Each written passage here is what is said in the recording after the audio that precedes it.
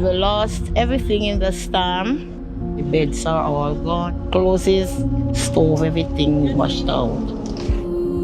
My grandson, 7-year-old one, he was crying.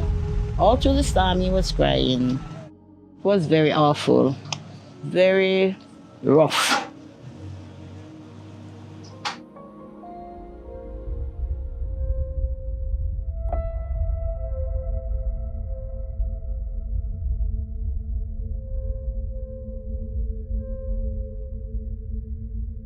I just tried to keep her calm. And then she's like, Mommy, are we going to die? It wasn't easy, especially when you're pregnant or if you have a child. It's hard.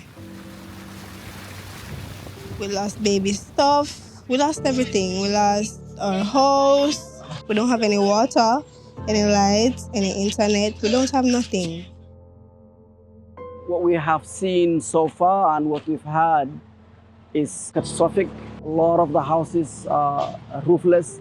The hurricane destroyed the entire education system, entire health and water system. This crisis is a crisis for children, and children are bearing the brunt of this crisis.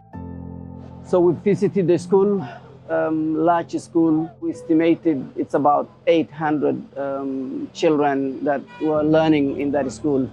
The school has been devastated. The immediate next priority is education and also protection of the children.